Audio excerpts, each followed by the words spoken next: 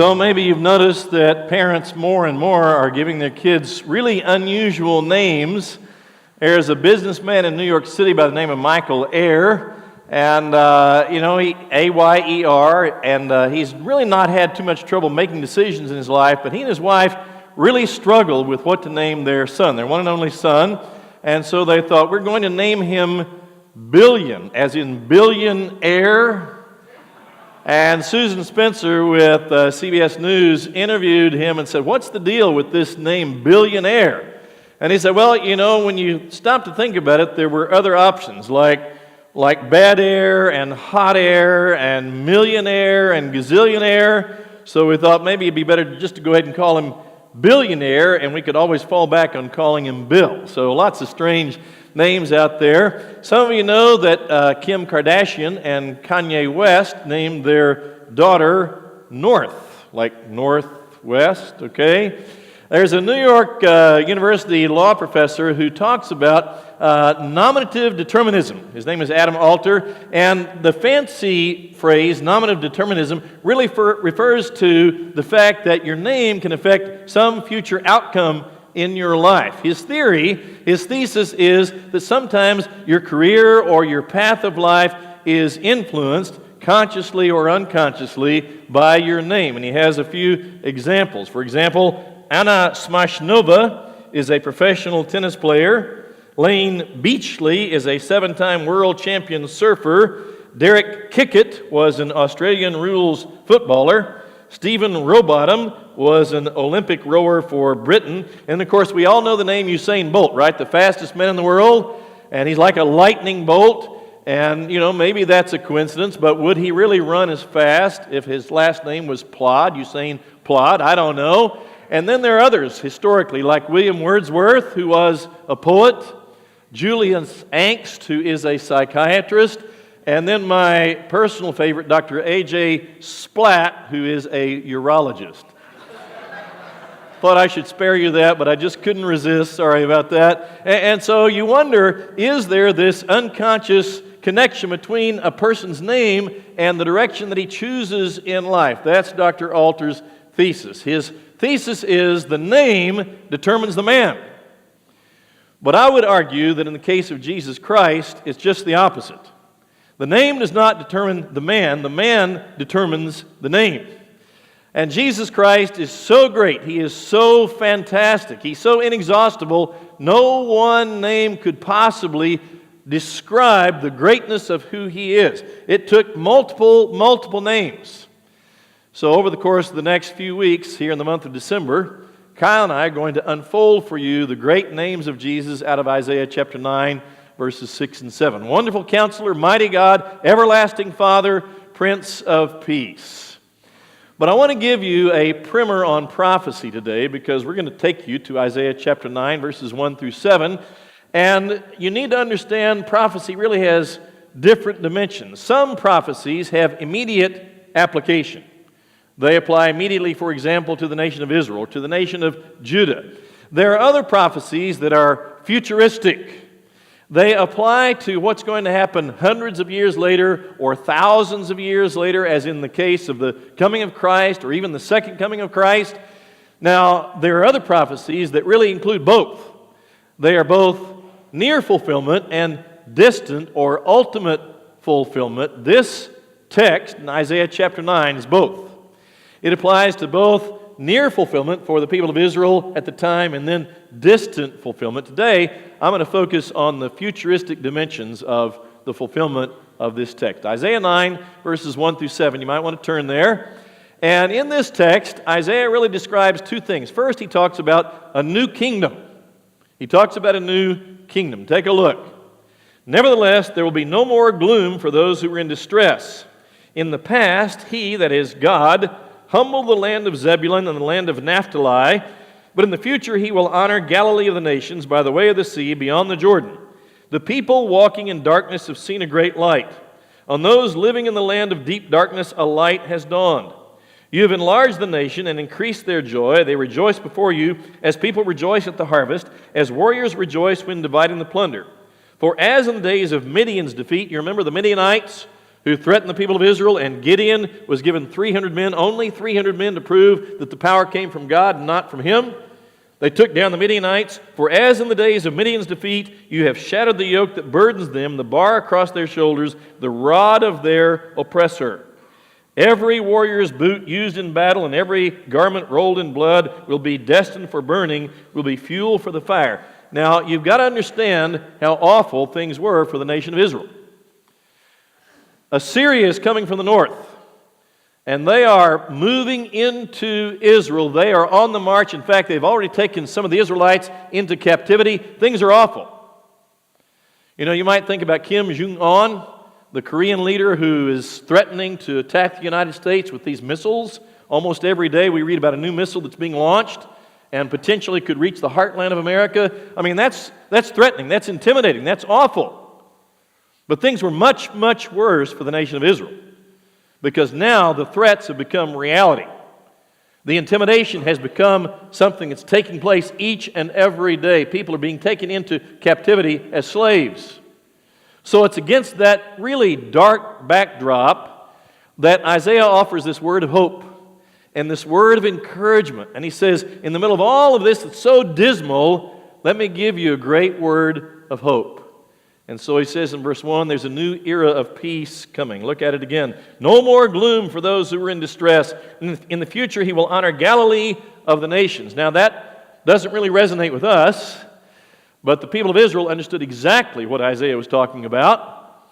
They knew that Naphtali, did you notice that Naphtali is mentioned in the first verse? Naphtali was one of the 12 tribes of Israel. It was in the northern geographic section of Israel, up in Galilee. And the tribe of Naphtali took the first brunt, the full force of the Assyrians as they moved in. So they're receiving this awful hostility, this being besieged by the Assyrians. But Isaiah says the day is coming when there's going to be relief for the people of Israel from the Assyrians. But more than that, he says, guess what? There's going to be a future fulfillment. It will take place when the Messiah comes. You and I know that Messiah is Christ.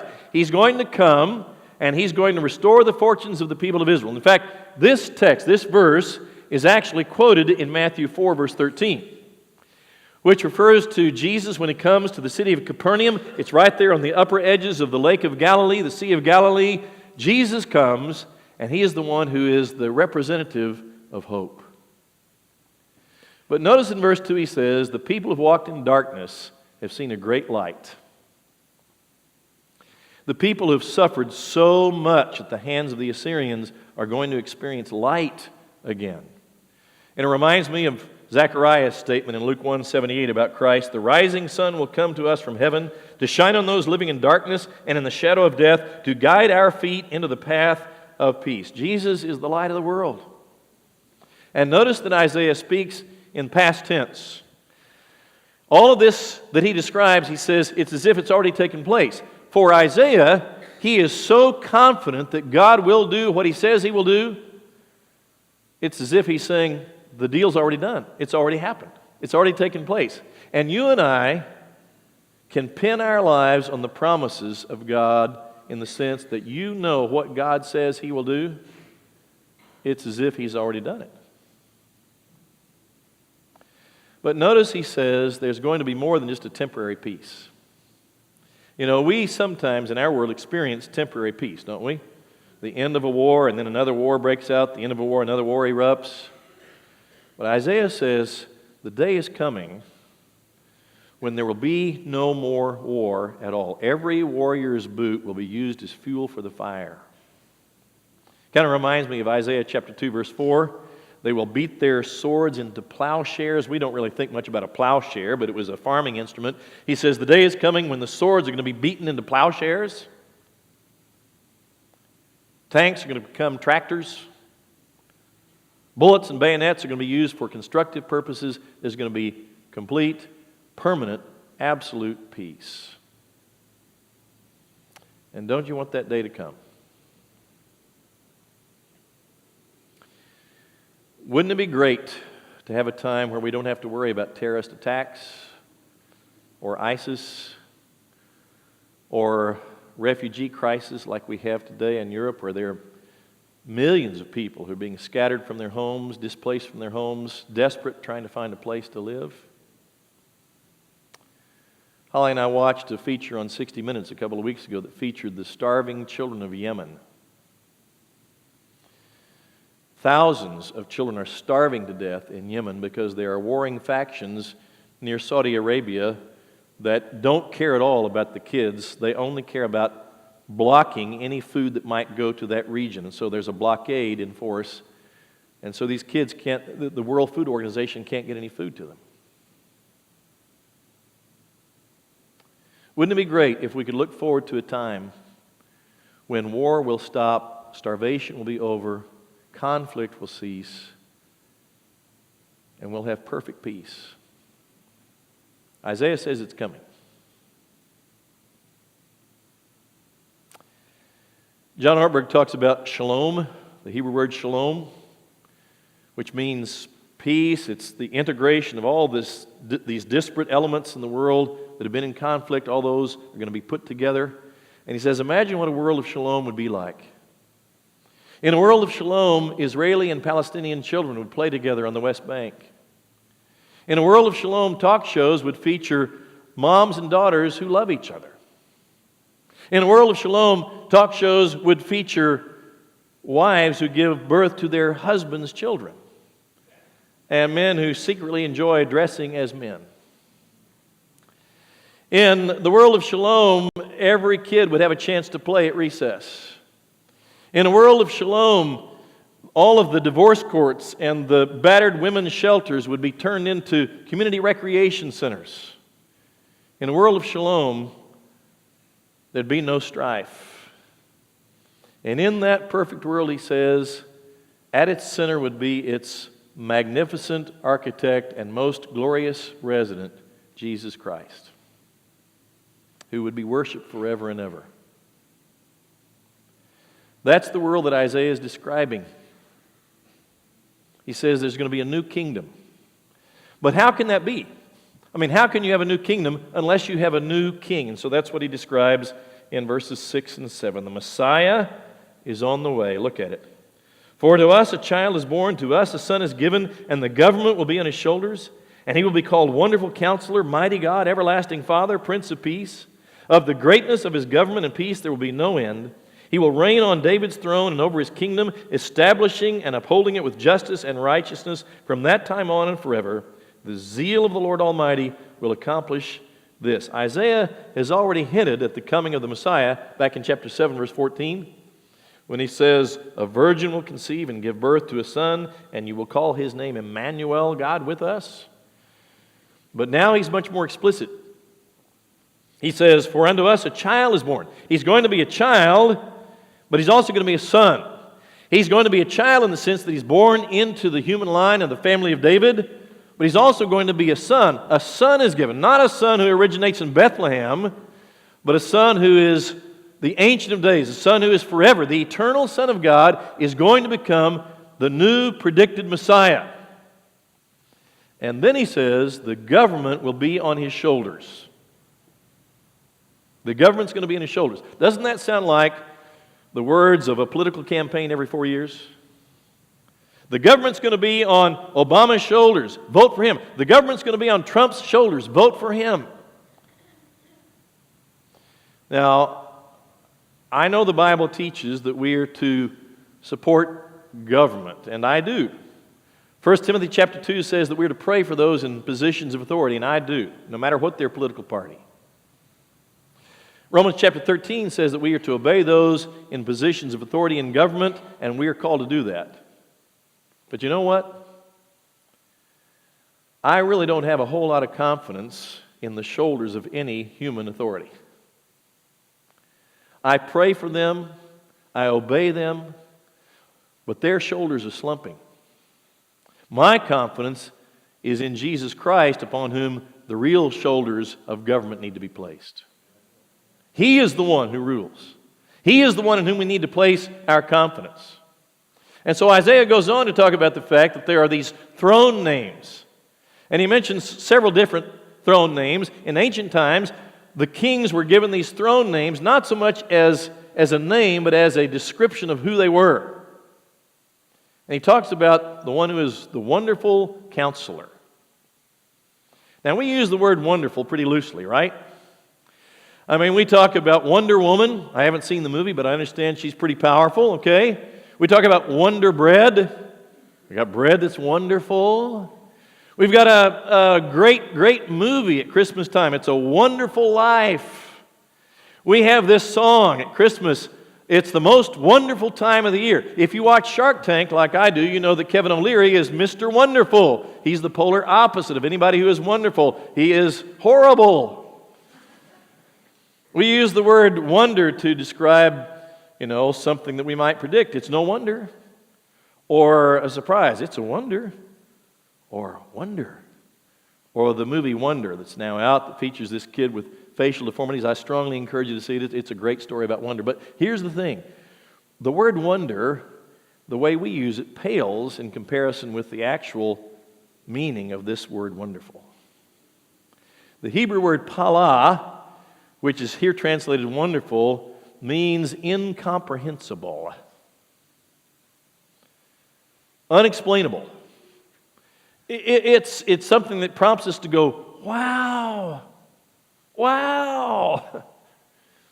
It leaves our jaws dropped. And that's exactly what happened when Christ was born, right?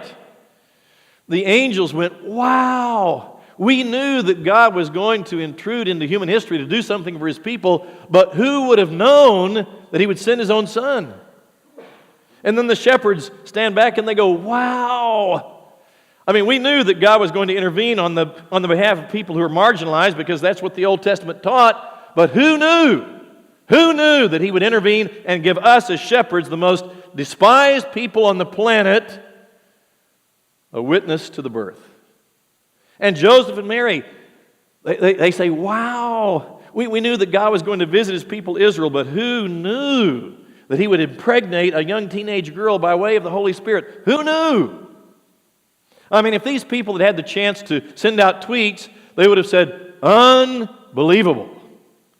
Unbelievable. And it was unbelievable that God would become man, that the Creator would become the creature, that the maker of Mary's womb would be made inside Mary's womb, that this little boy would have to have his dirty diapers changed by a teenage girl, that the one who made the million, billion, trillion stars would be born underneath the stars. It's unbelievable that this one who asked the Samaritan woman for a drink of water was actually the one who had put together the hydrogen and oxygen atoms that actually became water. It's unbelievable that this Word, eternal Word, who spoke the world into existence, would be born speechless in a cow barn. It's unbelievable. See, I can believe that there's a great, powerful God. I don't comprehend that. I don't understand it, but I can believe it. I can believe that God is the great creator of the universe who does miracles. But listen, what happened on Christmas Eve is even beyond all of that. It is incomprehensible that God would become man. A couple of musicians, Keith Getty and Stuart Townsend, put it this way: hands that set each star in place, shaped the earth in darkness, cling now to a mother's breast, vulnerable and helpless. And Lucy Shaw is a poet who has Mary, the mother of Jesus, put it this way: quiet he lies, whose vigor hurled the universe. He sleeps, whose eyelids have never closed before. Older than eternity, now he is new.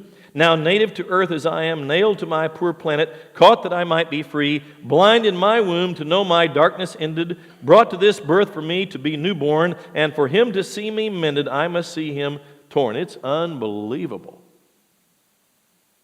He is wonderful because he demonstrates the unbelievable wonder of his love. I mean, think about it. For all of eternity, all three members of the Trinity, Father, Son, and Holy Spirit, have been nothing but Spirit. But then, on Christmas Eve, the second person of the Trinity, Jesus Christ, chooses to change the mode of his being so he can demonstrate his love for us. He changes the mode of his being. He becomes flesh. Psalm 31 verse 21 says, "Praise be to the Lord, for he showed me the wonders of his love." We sing about it. He rules the world with truth and grace and makes the nations prove the glories of his righteousness and the wonders of his love. He's wonderful because he demonstrates the unbelievable nature of his comfort. In the Old Testament, he could say, "I empathize with you," but when Christmas Eve comes, he comes and he occupies human flesh. And he gets hungry and he gets thirsty and he gets dirt between his toes. And he has nights where he's up throwing up all night. And he suffers. And most of all, he suffers on a cross, and he bears your sins and my sins. And that's what Kyle's going to talk about the rest of this month as he unfolds for us the nature of the incarnation. What are the implications of the incarnation? And then he's wonderful in the sense that he demonstrates his unbelievable credibility. I mean, if Jesus Christ really was born in Mary's womb and was in fact the eternal God of the universe, it makes total sense to believe everything that he says. To believe Jesus when he says, "I'm the way, the truth, and the life." To believe Jesus when he says, "I'm the resurrection and the life." To believe Jesus when he says, "He who has seen me has seen the Father." You got to believe. But he's not only wonderful, he's a wonderful counselor. And the Hebrew word here is used to describe a wise king who dispenses counsel to his subjects. Isaiah uses the word again in chapter 28, verse 29, when he says, "This also comes from the Lord of hosts. He is wonderful in counsel and excellent in wisdom." Jesus is a wise counselor, and he has wisdom that no other counselor has. You remember in John chapter 1 when Philip says to his friend Nathanael, "I want you to go see Jesus." And Nathanael goes toward Jesus, and when he gets there, Jesus says, "Here is an Israelite in whom there is no deceit." And Nathanael says, "Well, how did you know me? When did you see me?" And Jesus says, "Well, I saw you when you were under the fig tree before Philip called you." See, Jesus knew exactly where Nathanael was, even though he hadn't physically seen him. Jesus knew exactly where you would be sitting this morning. He knows exactly where you're going to be 3 years from now at 2:30 p.m. He knows everything about you. I love John 2:25. He did not need any testimony about mankind, for he knew what was in each person. Jesus knows what's in your heart. And then in John chapter 4, he meets the Samaritan woman, and they have this conversation, and he says, "Where's your husband?" "I have no husband," she says. He says, "That's right, you've had 5 husbands. The man with whom you're living is not your husband." And then they have this conversation about worship, and she is convinced that Christ is the Son of God, and she goes back into town, and she says in chapter 4, verse 29, "Come, see a man who told me everything I ever did. Could this be the Messiah?" Christ knows everything about you. Colossians 2, verse 3, "Christ in whom are hidden all the treasures of wisdom and knowledge." Or Psalm 139, verse 4, "Before a word is on my tongue, you, Lord, know it completely. You hem me in behind and before, and you lay your hand upon me. Such knowledge is too wonderful for me, too lofty for me to attain." Jesus knows what you're going to say before you even say it. And then one of my favorite texts, Psalm 139, verse 13, "For you created my inmost being. You knit me together in my mother's womb. I praise you because I'm fearfully and wonderfully made." It's been fascinating to me this last week to look at the work of Alexander Tsiaris. He is a Yale-trained mathematician, a world-class mathematician. He is a visual artist, and he has access to special equipment by which he's able to see the development of the fetus from conception to birth in the womb. I want to show you just a quick video clip where he describes some of the things he's seen. I'm going to show you something pretty unique. Here's a human heart at 25. It's just basically 2 strands. And like this magnificent origami, cells are developing at 1 million cells per second at 4 weeks as it's just folding on itself. Within 5 weeks, you can start to see the early atrium and the early ventricles.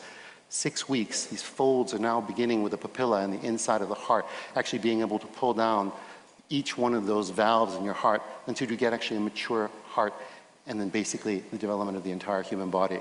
The magic of the mechanisms inside each genetic structure saying exactly where that nerve cell should go, the complexity of these, the mathematical models on how these things are indeed done are beyond human comprehension. Even though I am a mathematician, I look at this with a marvel of how do these instruction sets not make these mistakes as they build what is us. It's a mystery, it's magic, it's divinity. I mean, then when you start to take a look at an adult life, take a look at this little tuft of capillaries. It's just a tiny substructure, microscopic, but basically by the time you're at 9 months and you've given birth, you have almost 60,000 miles of vessels inside your body. I mean, and only 1 mile is visible, 59,999 miles that are basically bringing nutrients and taking waste away. The complexity of building that within a single system is, again, beyond any comprehension of any existing mathematics today. And then instruction set from the brain to every other part of the body. Look at the complexity of the folding. Where is this intelligence of knowing that a fold can actually hold more information? So as you actually watch the baby's brain grow, and this is one of the things that we're doing right now. We're actually doing a longitudinal studies of actually scanning babies' brains from the moment they're born every 6 months until they're 6 years old. We're going to be doing actually about 250 children, watching exactly how the jirai and the sukai of the brains fold to see how this magnificent develop actually turns into memories and the marvel that is us. And it's not... Now, don't do this right now, but this afternoon you Google the TED Talk about fetal development. It is unreal. But did you notice his question? How do these instruction sets not make mistakes? I'll tell you how. It's because Jesus Christ develops human beings. He's the one through whom every person is made. He's a wonderful, unbelievable, powerful counselor. But you know, we tend to lose our sense of wonder, don't we? A.W. Tozer said we cover our deep ignorance with words, but we are ashamed to wonder. We are afraid to whisper mystery. We live in this reductionist society where we think everything can be explained by science. And we've lost our sense of wonder. We've lost our sense of wow. I Googled wow this week. It's interesting what I came up with. Wow, wow, wow, wow, wow. Target. If you go to Target, you experience wow. You talk about a reduction of the meaning of wow. Another phrase that came across Google was Prince Harry and Meghan Markle wow Nottingham crowds on first joint visit. That might wow you, but it doesn't wow me. I mean, you talk about an understatement. You talk about an overstatement about wow. I mean, that's ridiculous. So I want to give you quickly this morning with the letters W-O-W, wow, the way that you can recapture wow. First, W stands for worship. You've got to worship Jesus as the wonderful counselor. You know, we go looking for wonder in the wrong places. Bruce Springsteen sings, everybody's got a hungry heart. We all have hungry hearts, but we go looking for the satisfaction for our hearts in the wrong places. We go looking for stuff. We go looking for sex. Material things and sex and marriage are beautiful gifts from God, but they can't fill the hole in your heart. Sometimes we reach a place where we're so jaded, we just kind of give up because we're so disillusioned. The bumper sticker that says, life sucks and then you die. A lot of people kind of live that way, you know. They get up every morning, you know, feed the cat, go to work, come home from work, prepare a meal, watch the news, go to bed, the same thing over and over and over and over. There's no real wonder. There's no real life. You often see wonder in the eyes of a child. I'm a grandfather now, and my daughter in New Jersey has a 1-year-old daughter whose name is Noelle. Her birthday is December the 19th, and so Kim sent out birthday invitations for December the 19th for her first birthday, saying, the first Noelle, which I thought was really great.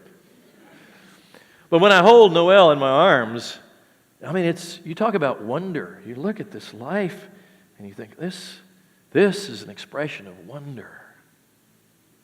Wow. But again, we're so jaded, we're so dulled. Recapturing wonder starts with a sense of worship and gratitude. When you lose your sense of wonder, you lose your sense of gratitude. That's why it is crucial to worship and thank our wonderful counselor. Maybe for you that means this month that you find a sunrise early some morning and you go out and you remember the words of Isaiah, the people who sat in darkness have seen a great light. Maybe it means you get out that nativity set and you take each piece, different piece each night, and in the presence of your kids you talk about, oh, the angels, the shepherds, Joseph, Mary, the Christ child. What does this mean? Maybe it means you find a production of Handel's Messiah and you listen to that majestic, glorious presentation of the wonderful Counselor, mighty God, everlasting Father, Prince of Peace. Maybe it means that you sit down, as Kyle suggested earlier, in the middle of this busy shopping season, pull out your Bible and just read the Christmas story. Maybe it means you write the words of those 4 names on a 3x5 card and you pull it out every day this month. It certainly means that every Sunday this month you come and you worship Christ as the King.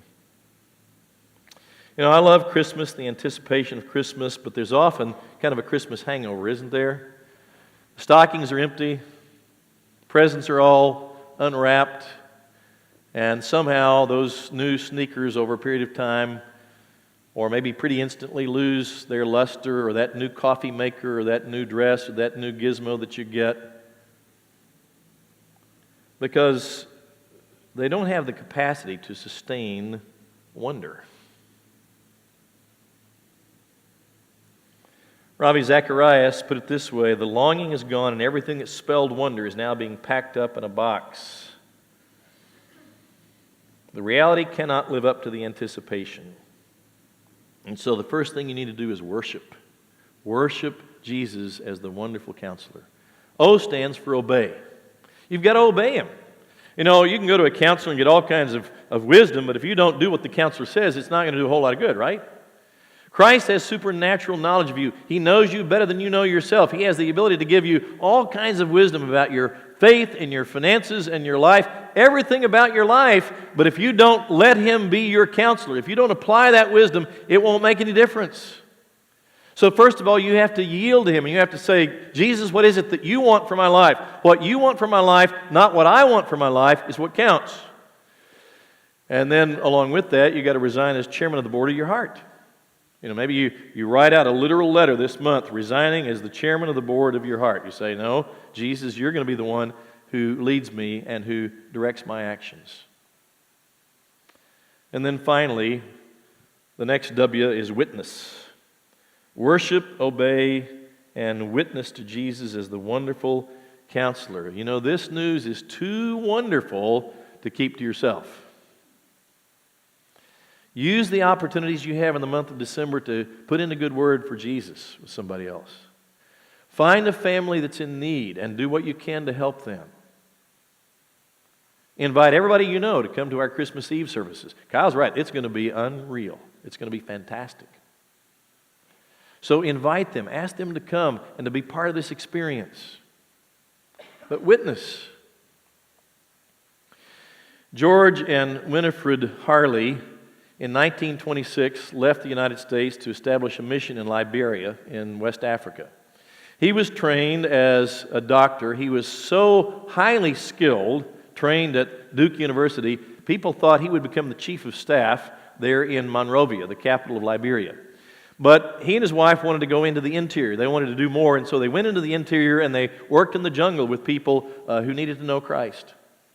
There were days when he would treat like 160 people in one day. Over the course of his tenure there, he treated tens of thousands of people. But the people, even though they would come for medical help, they wouldn't come to worship. They wouldn't come to hear the message of Christ. He and his wife would gather for worship, and he'd preach, and there was nobody else there.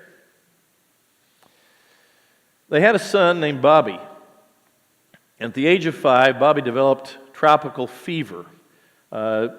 George saw his son walking across the field. He saw him fall down, stand up. He fell down again, and he knew that he had the tropical fever that had afflicted so many of the people in that area. And so he picked Bobby up and he said, son, it's going to be okay because I'm a doctor. I'm going to do what's needed to help you be healed. He exhausted every means he could find, but he couldn't save him. And Bobby died. George was making a wooden coffin for his son, And one of the older men in the village came in and he said, "What are you doing?" He said, "Well, my son died. I'm making a coffin for my son Bobby." And so they placed the lid on the wooden coffin, and then the man volunteered to help George take the coffin out into the village, and they dug a hole, and that's where they buried Bobby. And George said, once we threw the dirt on top of the coffin, he said, I just started sobbing uncontrollably. He said, I just couldn't bear the pain anymore. And the old man said, as he watched what was happening, he was so struck by that. He watched as this missionary was crying, and he got up and he ran into the village, and he started shouting at the top of his lungs, white man cries just like us. And the next Sunday, everybody in the village came to listen to the message of Jesus. See, they had to see that the white man cried just like they did. They had to see that he was just like they were. And that's one of the reasons that the Word became flesh. God, eternal God of the universe, coexistent with the Father and with the Spirit, He came into the world, and He lived as one of us, and He died as one of us, so that we could know that He's with us. Ken Langley wrote a sermon on Isaiah 9, verse 6. He put the text from Isaiah alongside the story of Aragorn in The Lord of the Rings. And if you know the story, Aragorn is the king of the West. He's this valiant warrior, and he goes to battle for his people. He suffers for his subjects. He fights their battles, and then finally he is victorious, and he comes into the city to be crowned. And when he comes into the royal city to be crowned, the steward of the city makes this announcement. He says, "Here is Aragorn, captain of the host of the west, bearer of the star of the north, victorious in battle, whose hands bring healing." He gives this series of titles to describe the greatness of this king who has come. Well, we have a great king, infinitely greater than that. He lived in obscurity. He served the people who should have served him. He died for you and for me. He rose, and now he claims the throne of our lives. And I can almost imagine Isaiah saying something like this. Here is Jesus Christ, the second Adam, the bright and morning star, the first and the last, victorious in battle, whose hands bring healing. Mighty second person of the Trinity, Son of David, Son of Man, Word of God incarnate, the wonderful Counselor, the mighty God, the everlasting Father, the Prince of Peace. That's the King that we serve. You need to be a subject. Let's bow and pray.